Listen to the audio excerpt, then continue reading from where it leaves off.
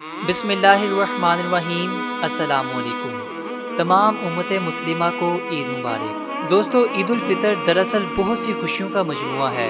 एक रमज़ान मुबारक के रोज़ों की खुशी, दूसरा क़याम शब की खुशी, तीसरा नज़ूल कुरान की खुशी, चौथा लैलतुल क़द्र की खुशी और पांचवा अल्लाह ताला की तरफ से रोज़ेदारों के लिए रहमत व बख्शिश और अज़ाब जहन्नुम से आज़ादी की खुशी। फिर इन तमाम खुशियों का इजहार सदका और खिरात, जिसे सदका फितर कहा जाता है, के जरिए करने का हुक्म है, ताकि इबादत के साथ खिरात का अमल भी शरीक हो जाए। यही वो वजूहात है कि जिनकी बिना पर ये तमाम उम्मत मुस्लिमा के लिए खुशी का दिन करार दिया गया।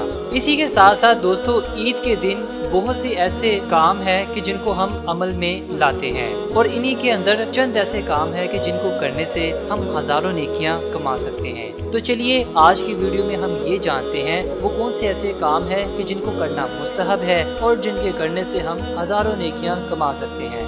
तो चलिए वीडियो स्टार्ट करते हैं।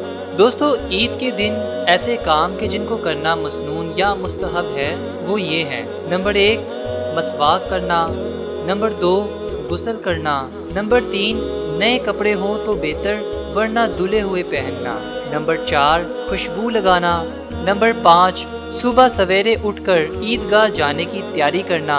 नंबर 6, नमाज ईद उल फितर से पहले सदका फितर अदा करना। नंबर 7, पैदल ईदगाह जाना। नंबर 8, एक रास्ते से जाना और दूसरे रास्ते से वापस आना।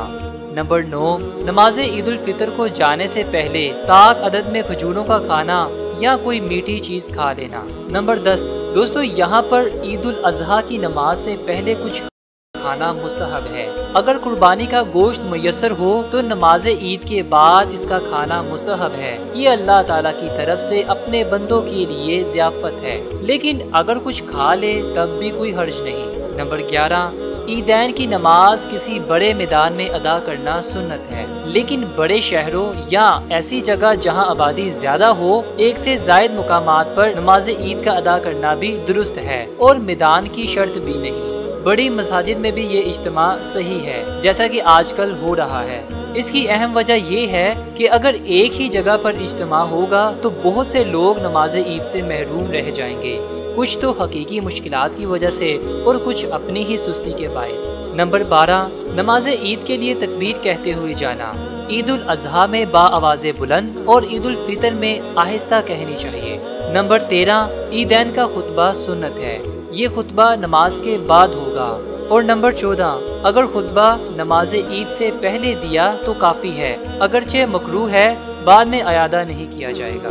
दोस्तों, ये वो चंद अमाल है कि जिनका ईद के दिन करना मुस्तहब है। अल्लाह ताला आपको, सारी उम्मत मुस्लिमा को और मुझे इन अमाल के ऊपर अमल करने की तौफीक अता फरमाए। रमजान मुबारक में हमसे जितनी भी टूटी फूटी इबादत हो सकी, अल्लाह ताला इसका सवाब 70 गुना से लेकर जितना अल्लाह चाहे इतना कर दे। और जितने भी हमसे गुनाह सरजद हुए इस मुबारक महीने में, अल्लाह ताला अपनी रहमत के सदके माफ फरमा दे। उम्मीद करता हूँ कि आप इन कामों को जरूर बजा लाएंगे। मुझे अपनी दुआओं में ज़रूर याद रखिएगा। आपसे मुलाकात होगी इंशाल्लाह एक बेहतरीन और मालूमाती सीरीज़ के साथ। इजाज़त दीजिए। अल्लाह हाफिज़।